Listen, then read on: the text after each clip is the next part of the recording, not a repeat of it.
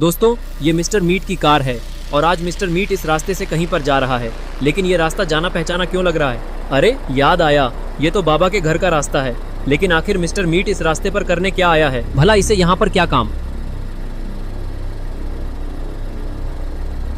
और फिर mister meet अपनी कार को बाबा के घर के सामने लाकर रोक देता है और धीरे से कार को ऑफ कर देता है और फिर वो बाबा की तरफ देखता है। अरे ये क्या, बाबा तो अपने तपस्या में लीन हैं और अब ये यहाँ से जल्दी उठने नहीं वाले। इस बात का फायदा उठाकर मिस्टर मीट धीरे से अपनी कार से बाहर उतरता है और गेट को धीरे से बंद करके किसी चीज को देखने लगता है इसकी नजर बाबा की छड़ी पर है। इसके बाद मिस्टर मीट दबे पांव धीरे धीरे बाबा के जादुई छड़ी की तरफ बढ़ने लगता है। मिस्टर मीट बाबा की नजरों से बचते हुए जादुई छड़ी के पास आता है और फिर वो जादुई छड़ी को देखने लगता है और फिर मिस्टर मीट धीरे से अपना हाथ जादुई छड़ी की तरफ बढ़ाता है और उसे उठाकर अपने पीठ पर लटका लेता है और फिर मिस्टर मीट वापस से धीरे धीरे दबे पांव कदम फूंक फूंक कर गाड़ी की तरफ जाता है और अपनी गाड़ी का गेट खोलकर अंदर बैठ जाता है और फटाक से अपनी गाड़ी को स्टार्ट करके वहां से चुपचाप निकल जाता है। और अब मिस्टर मीट ने बाबा की जादुई छड़ी चुरा ली है, तो यही था इसका मकसद, बाबा के घर पर जाने का। और फिर मिस्टर मीट किसी के घर के सामने अपनी गाड़ी रोक देता है, लेकिन आखिर ये किसका घर है? इसके बाद मिस्टर मीट अपनी कार का दरवाजा खोलता है और बाहर उतरकर चलकर किसी के पास जाने लगता है। अरे ये क्या, ये तो नकली बाबा है, लेकिन ये यहाँ पर क्यों पड़ा है? तुमने जो सामान मंगाया है वो मैं बड़ी मुश्किल से वहाँ से चुरा कर लेकर आया हूँ। अगर वो बाबा मुझे हल्का सा भी देख लेता तो वहीं पर मेरी चटनी बनाकर रख देता।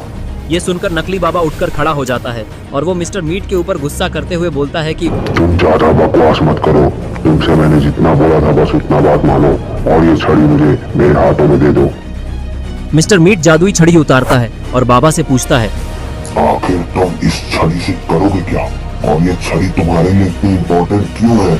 मैं कितनी मुश्किल से बच के चुरा के ले आया हूँ। इस छड़ी से मैं क्या करूँगा वो तो तुम्हें छड़ी देने के बाद ही पता चलेगा। ये सुनते ही मिस्टर मीट छड़ी नकली बाबा को दे देता है। नकली बाबा छड़ी को आसमान की तरफ करता है। ये देखकर मिस्टर मीट पीछे हट जाता है। अब इस छड़ी से मैं इस दुनिया का राजा बनूंगा।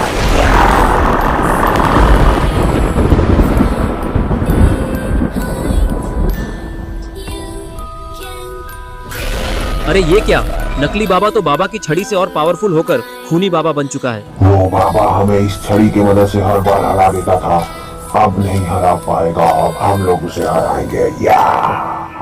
इसके बाद मिस्टर मीट कार में बैठ जाता है और खूनी बाबा उसे कब्रिस्तान की तरफ जाने को बोलता है। मिस्टर मीट गाड़ी स्टार्ट करता है और दोनों कब्रिस्तान की तरफ जाने लगे।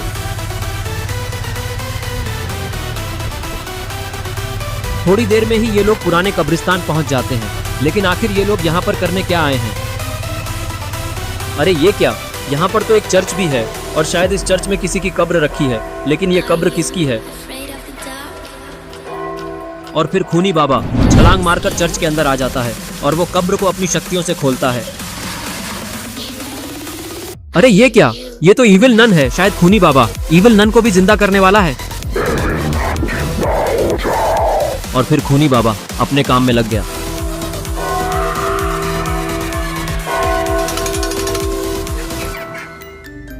और वहीं दूसरी तरफ रॉड ने गुल्ली बुल्ली और शॉन को आइसक्रीम की पार्टी दी है और अभी ये तीनों आइसक्रीम के मजे उठा रहे हैं। तभी रॉड इन लोगों से बोलता है कि बहुत दिनों से मैंने बाबा से बात नहीं की है, आज मुझे उनसे कुछ काम है और वो इतने दिनों से कहीं दिखाई क्यों नहीं दे रहे हैं, मुझे उनसे मिलाने ले चलो गुल्ली बुल्ली। तभी गुल्ली बताता है कि बाबा काफी दिनों से अपनी तपस्या में लीन हैं और उन्होंने किसी से भी मिलने से मना किया है। उन्होंने हमें भी वहां पर आने से मना किया है और अगर फिर भी तुम्हें उनसे मिलना है तो तुम खुद जाकर ट्राई कर लो। मैं अकेले नहीं जाऊंगा, तुम लोग भी मेरे साथ चलोगे, क्योंकि मैं अकेले जाऊंगा तो बाबा मेरी पिटाई कर देंगे और मुझे पहले ही बाबा से बहुत डर लगता है। वो कितने गुस्सेबाज आदमी हैं, छोटी छोटी बात पर मारने लगते हैं। तभी शॉन को गुस्सा आ जाता है और वो रॉड के ऊपर चिल्लाते हुए बोलता है, ये कैसी आइसक्रीम खिलाई है तुमने? इससे बेकार आइसक्रीम मैंने आज से पहले अपनी जिंदगी में नहीं खाई। रॉड शॉन को शांत करते हुए बोलता है, अरे गुस्सा क्यों हो रहे हो शॉन? तुम्हें दूसरी आइसक्रीम चाहिए तो मैं दूसरी आइसक्रीम दे दूंगा, लेकिन अभी मेरी वैन में आइसक्रीम है नहीं, जो थी वो मैंने तुम्हें दे दी। अगर तुम्हें दूसरी आइसक्रीम चाहिए तो मेरे फैक्ट्री चलना होगा, फैक्ट्री में मैं तुम्हें न्यू आइसक्रीम बनाकर दे दूंगा। ये सुनकर शॉन खुश हो जाता है और बोलता है, फिर तो मैं तुम्हारे फैक्ट्री चलने को तैयार हूँ और गुल्ली बुल्ली भी तुम्हारे साथ चलेंगे, क्योंकि ये दोनों अपनी जीप लाना भूल गए हैं। तो फिर ठीक है, तुम लोग जल्दी से मेरी वैन में बैठ जाओ, क्योंकि मुझे फैक्ट्री बंद भी करना है और फिर मुझे घर भी जाना है। इसके बाद गुल्ली बुल्ली, शॉन और रॉड की वैन से फैक्ट्री के लिए निकल जाते हैं। रॉड वैन को काफी स्पीड में ले जा रहा होता है और गुल्ली और शॉन रॉड की वैन के ऊपर बैठे होते हैं और फुल मजे करते हुए जा रहे होते हैं। लेकिन तभी रॉड को मजबूरन गाड़ी रोकनी पड़ती है क्योंकि आगे रास्ता बंद होता है। यहाँ पर किसी का एक्सीडेंट हुआ है। तभी गुल्ली बोलता है, अरे ये क्या रॉड, यहाँ पर तो काफी भयानक एक्सीडेंट हुआ है। अब यहाँ से आगे जा पाना हम लोगों के लिए मुमकिन नहीं है। अब गाड़ी को तुम मोड़ लो या फिर जंगल वाले रास्ते से अपने फैक्ट्री चलो। गुल्ली, तुम्हारा दिमाग तो ठीक है ना?